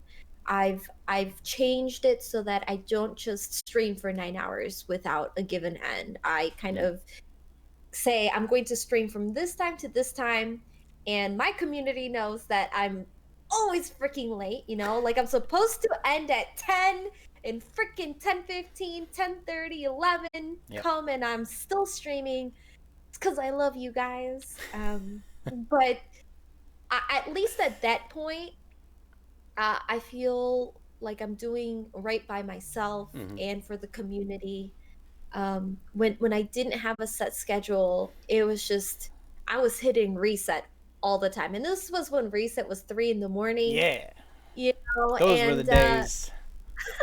Remember when everyone was and so upset when they changed that? They're like, "Oh no, everything's wrong now." It's like nothing has changed. Honestly, it does. It yeah, does has no effect. It shouldn't yeah, have any effect on your stream. Like, yeah, get over it, people. yeah. So I don't feel that burnout as much. I didn't place a lot of importance on mental days, and I do now. Mm-hmm. I do give myself that ability to be human, where sometimes if I just I'm not feeling the stream, I don't push myself, and I used to come on stream and just push through it. And the thing is that the quality of my stream was changed because I wasn't right, Yep. so Yep. making sure that you are mentally in a good place to be an entertainer, because that's what you are. uh, you need to make those decisions. And I'm happy with the changes that I've made. Yeah, I think, and it seems to be that's always the balance point. A lot of for the higher tier marble streamers for sure.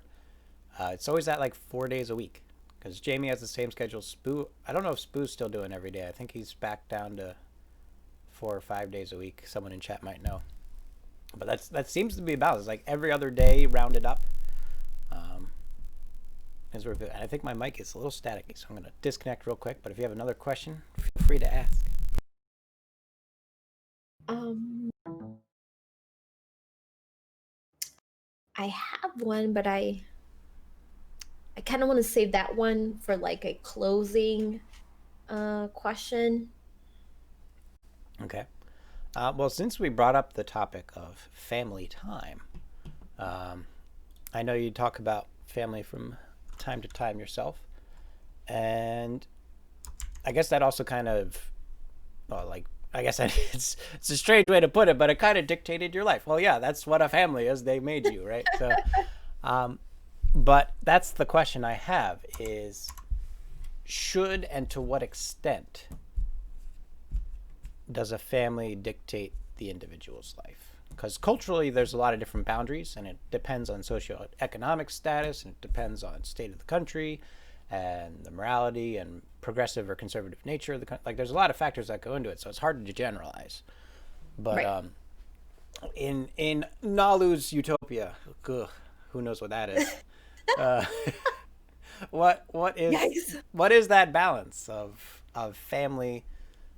I guess you call it family tradition versus individual enterprise. Well, uh, I'm currently in a place where I have a lot of autonomy. You know, I moved very far away from my family, so they really can't dictate my life as much I anymore. tried that. I tried that.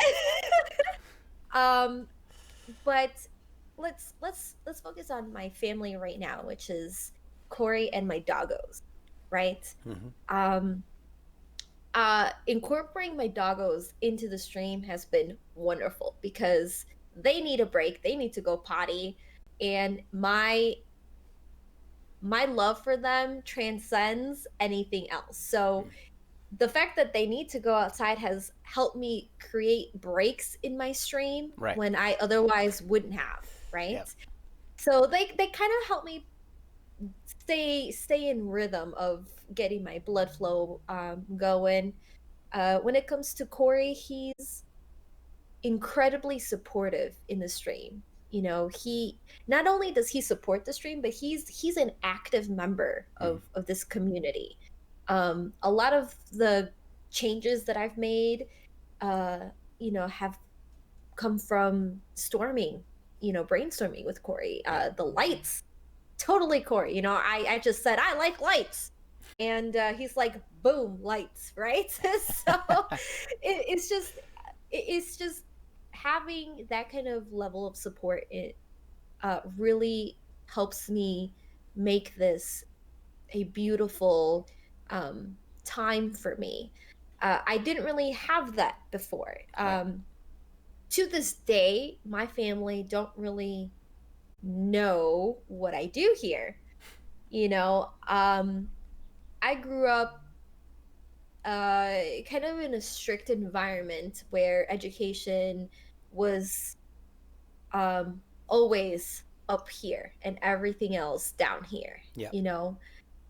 So although I grew up gaming, um, m- my family said just make sure that it's just a hobby, right? Like it can't be more than that. It's just a hobby, and you only have this time limit to do that.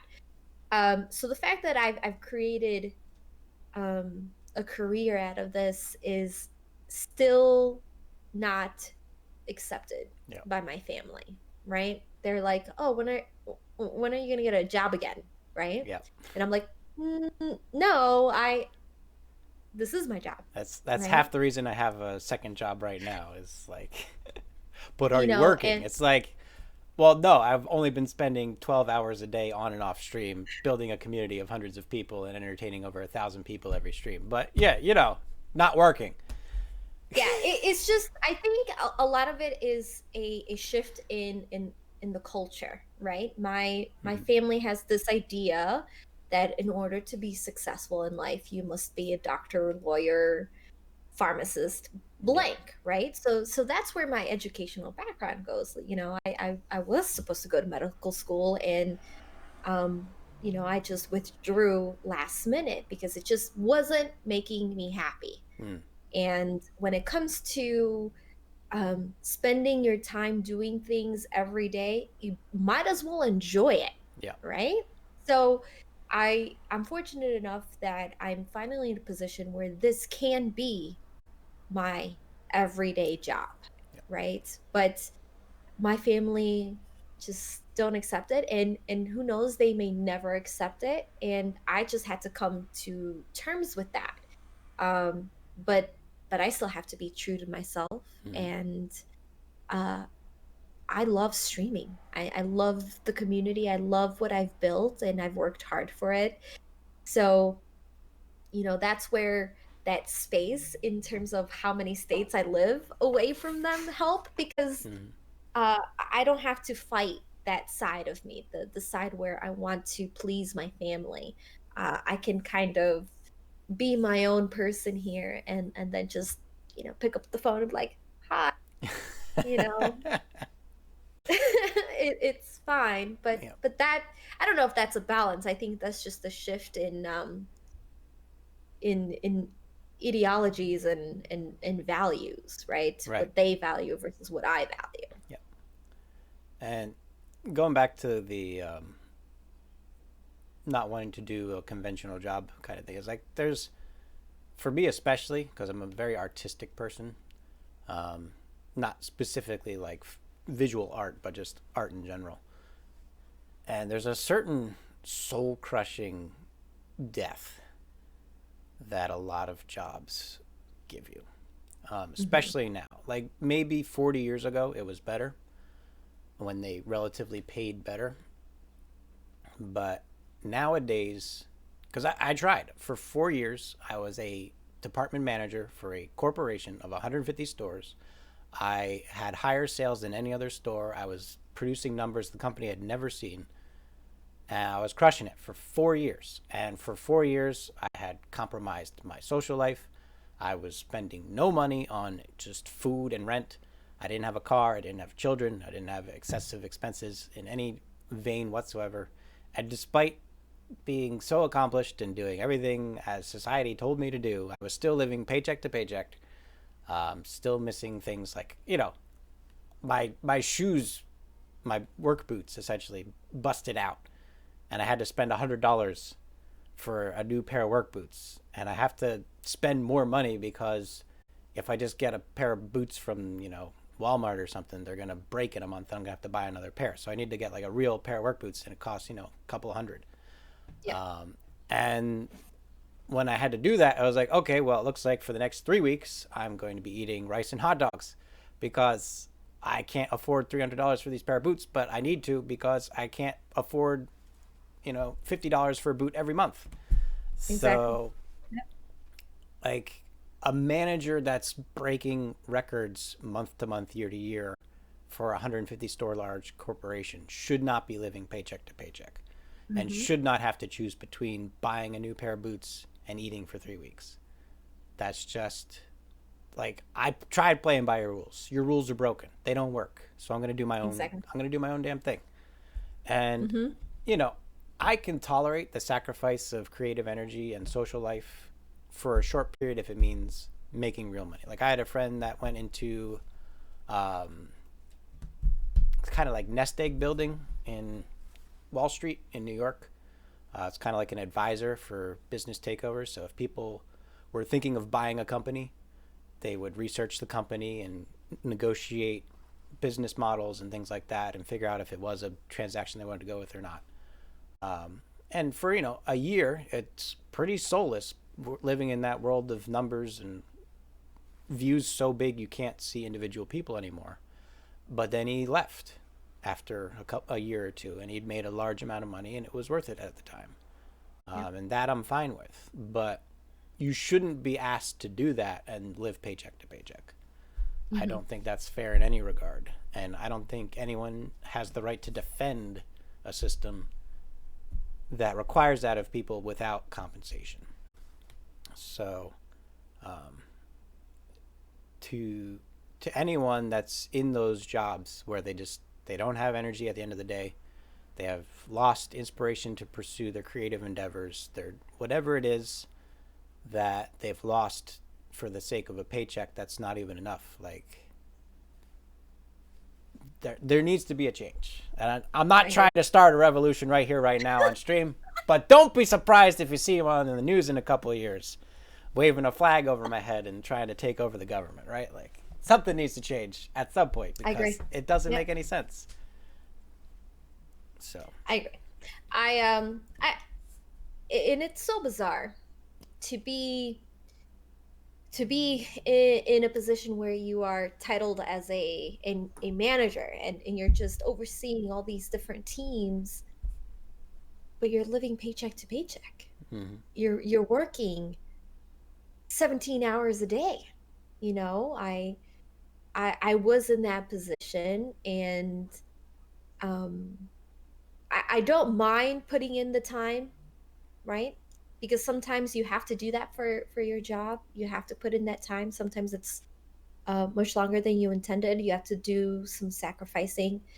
But where it doesn't make sense is when you put in all that time and all those sacrifices made, and then you have to choose between paying your electric bill or feeding yourself. Yeah. That's where I agree that something's not right in that system, where where if you're making 50,000, you shouldn't be broke. Yeah. But there I was, Yeah. right? In that moment in time, I was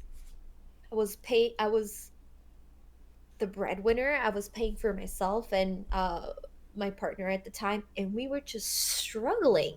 Mm-hmm. Rent was so high, and couldn't take a vacation. Yep. So when I finally shifted my efforts into something that I enjoyed, and I did streaming as a hobby at first, right? Because I just needed a mental break. Yep. I needed to do something where I felt good about myself. A part of your soul that isn't dead yet. Just like, I just need Right. to keep this alive. Just a little water now and then. Just keep it alive. Exactly. So that's what streaming was for me, and to be able to be in a position where I could sustain myself and not do the job that I did anymore is a beautiful thing. It's not that I was bad at my job. I was very, very good. Mm-hmm. It just, the sacrifices just weren't worth it. Yeah. That, and I moved, and I'm so happy where I am. I think that's the untold strain. Is like when you're working your ass off for 9-10 hours, like you can't just go home and live your life. Like because then you have to go home and you have to make food for yourself, right? Because you can't afford to go out to get food made for you. So you have to make your own food. So there you are for another hour making your food. And then you haven't been able to do any chores because you work from 9 to 5, which is when everyone else is open. So if you ever need to like go to the grocery store, or you need to get your license renewed at the DMV, or you need to update, you need to go to the dentist once a year, like, right? Like you can't even do any of these things. So like every bit of your spare time is sacrificed because everything you need to do, you can't do because you're working. So that anytime you're not working is spent doing all those things you don't have any time to do otherwise. Yep. So it's not just the job, it's everything else that the job prevents you from doing on a day-to-day or month-to-month basis. So, well, this is a greatly depressing and horrible conversation topic. I'm glad we dive in here, but I think we need to get out before the end of stream. So let's lighten it up with the pre-alluded to topic at hand. It was coming. It was coming the whole time. All right. Nalu, Okay. I've been looking forward toward this moment since episode 1. I was like, please, if I could just have one disagreement on stream, it would be the best moment ever, and not to hype it Okay. up too much.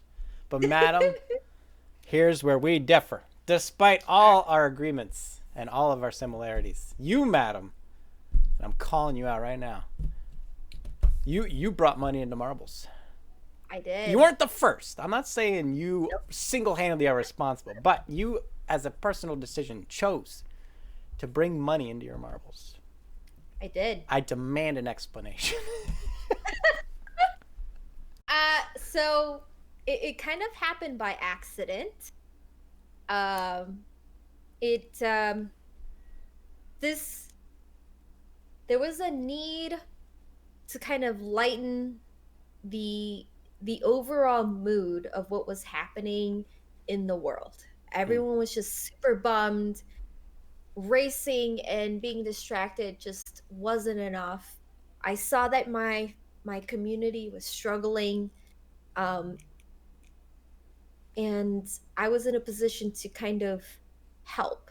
You know, it's not fair to see someone struggling and then just offer money, right? Like, how can Right. I just do that?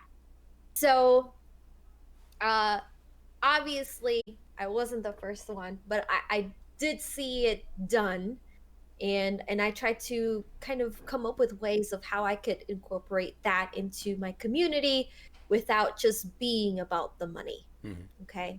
I didn't want to just be about the money. You know, because it is what it is, and I will touch on several points on that. But the way it started was someone, many people actually, were just struggling, and there were members in the community that stepped forward and wanted to pay it forward. So they came to me and they're like, is there a way that we can sponsor races or an event where people have the ability to win some money, right? Um, so I created that platform where um, the first this one event, it was so crazy. I think there were two or three sponsors that night, and it was almost $300 Hmm. that was given out that day. And I was just in awe because I wasn't the person with the money that day. It was the community, and they just wanted to give back in some way, Right. um, to make someone happy. And we did it. You know, it I stumbled, I totally fluffed it sometimes, you know, in the manner that I do. So it was a learning uh thing. Well, I'd say Uh that's inherent in any new enterprise. Like right, any change you make to your stream is going to have that. right. What has motivated me to do it consistently was that when we talked about this earlier about people having a responsibility to their communities if they are in a position to make someone's life a little bit better. Mhm. I'm in that position. Um, I can't just choose one person because I know that they need it. That's just not fair. But I can create an opportunity for people to interact with me, run some racing, and win some stuff. And you know, and the thing is that the thing that amazes me is that some people will win and they will pay it forward anyway. Mhm. And that's a beautiful fucking thing. Ooh, sorry. I, It's I a use I beautiful. use the full English language on my channel. It's fine. I'm Oh, sorry okay. we have an unexpected guest here. Sadie has to make an appearance every time, so say hello. Pretty Okay, now go bye. name Sadie. Sadie. I Yep. She love gets into it. every one. She's been in every episode. She always finds a way. She wants that, that fame. Well, her full name is Princess Sad Eyes, and that's a whole long story in its own right. But definitely the princess side showing for sure. Well, she's beautiful. But yeah, so I've kind of altered the way I do money marbles in my stream. um, there seems to have been an explosion of money marbles in our category, and that is why I changed it, because it's not just about the money. Right. My motivation is to give back to my community. You don't have to be a sub. You don't even have to follow me to win. I would love one, but you don't have to. And I'm hoping that by doing this, that I help someone, whether it be groceries one of these times, that they can buy groceries, or they don't have fun money, they can buy that Rubik's cube that they wanted, right? So that is my motivation, and we can get into the nitty gritty if you would like, with Well, more I intense think it's questions. important to kind of lay out the disagreement there, in that Okay. I do hear the rationale of paying it forward, and I have no objection to that. And sorry for the background noise. So paying it forward, I have no objection against. And kind of what you were touching on is that making sure it's not all about the money. And that's my biggest, I guess, critique is if you're growing your community on the backbone of giveaways, like what community are you actually building? And what happens when the money runs out, right? Not to say it will always run out, but it could run out. And then, what happens then? So I guess since you're, experienced in the actual situation, do you see those changes in viewer base, or when you are hosting a money event, is the viewer base different than your standard community, or does your community kind of robust enough to withstand any influx that might come through? Like, do you see changes? So initially I saw some severe changes, where it actually kind of bummed me out. Um, and I learned that part of that problem was the way I was titling my titles. It was bringing people who wanted the money, Yep. first and foremost. So I've That, changed that. yeah. And then I got hit with some severe bots. Yeah. Um, and again, it's one of those things that I learned, and I don't regret it. I don't regret it, because I feel like if I hadn't done it, identifying those bots may have never occurred. Right. They were still there, and I see them in other streams, so I know that they're still active, but they're no longer active for me. Right. And given enough time, I'm hoping that we as a community can just get rid of them, right? So my community, my mods, and the Pixel by Pixel staff, we've all been working together to identify the bots, because it's they are brought in because of money, but sometimes you'll see them in the game when there is no money to be had, but yet they're botting, Yes, it right? doesn't stop at the money is the thing. Even if Right. the money's Yeah. what brought them in. So I actually had someone got botted on my tilting tournament. Like, so they had to like stop stream and start it up again. So yeah. it definitely goes through everything. Yeah. So I there was those learning things that I had to learn and get past. And when I found out who those bots were, I was it kind of broke my heart, right? Because here I was trying to give back to my freaking community, and These leeches come out of nowhere. this bot came in and was like, "You don't get groceries today. I want it all."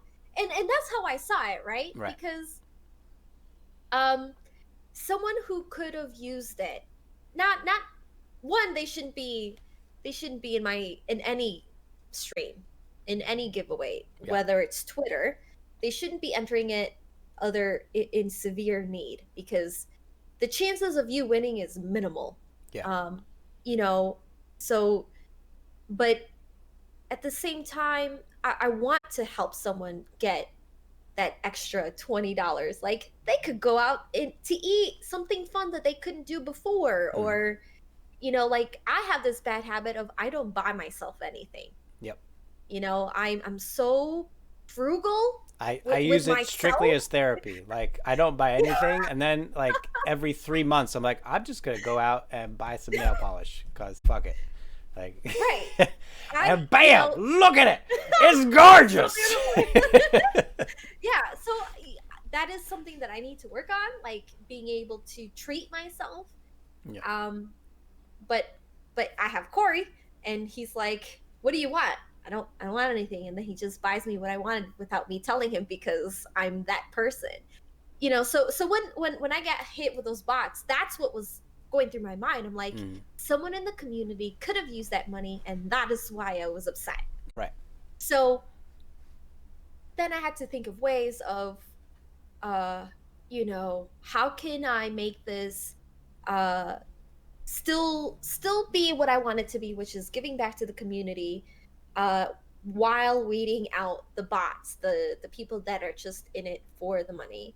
So that came with being vocal, getting the community to talk with me, not just having spam plays. Yep. If I saw a new face, I would try to interact with them.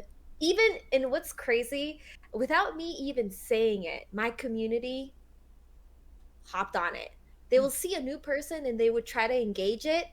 And they were like, "Are you a bot? You're not talking." I never brought this up. Right. The community just knew, and that's really freaking amazing, right? Because they're taking care of their own, and that's really what I wanted. And so I don't consider myself strictly money marbles. Right. I still think that we are a community, and there are a shift in numbers, but I feel like if someone comes to my stream for the money, they have an opportunity to get to know me and my community, and who knows, they might stick around and they're like, Right. "Oh, plus there was money on there, I didn't know." So that's kind of my thinking. I want them to come in and see me, see my community, get to know my community, and stay because they enjoy the environment. Right. And that's that. And I'm not gonna deny, it's essentially just a form of advertising, right? And that's kind of something DMP3 embraces to the fullest. Is you could spend $1,000 to get a professional advertisement made and posted on social media websites, or you could just have a $1,000 giveaway tournament, right? So there are situations where it really isn't more than just advertising, and I understand that, but I personally I'm not going to do it. At least not now. Right. Who knows? Right. Maybe a year from now, I'll be in an entirely different position. I'll be like, I got so much money, I'm just going to give it away. Like, who knows? But my biggest worry is, I have a smaller community. It's only it's just over 100 active members. And I want to make sure that those seeds, that kernel that my community is growing from, is the right one. So I don't think introducing money at any point in the near future would be healthy for anybody in my particular situation. Right. And I can agree with that. I did do major giveaways in the past year, but it was just sprinkled in there.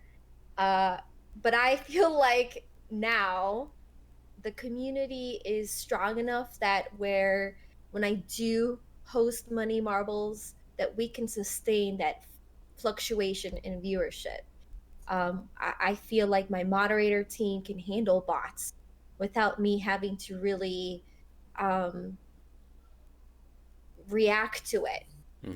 So and I've had that conversation with DMP, right? Because all of a sudden there's money marbles everywhere. Yeah. But what I want people to know is that if your motivation for your money marbles is to increase your viewership and that's it, it will not, it won't be what you want it to be. Yeah. Eventually those viewers will go away and you'll give them money and they may never come back. Mhm. I feel like if you are using money marbles, let it be for advertisement, like you said. But have a plan to convert those new viewers into community members. Right. If you fail at that, it doesn't matter whether it's $1,000 or $5. If you can't connect to those viewers, it doesn't matter how much money you have or don't have. It's just not going to work. And I was asked to do a tournament, a cash tournament, and I declined. And this person was just, What? what? You do money marbles all the time, Yeah. And I was like, it's not about money marbles, and Right. and to this day this person still doesn't understand why I said no. Right.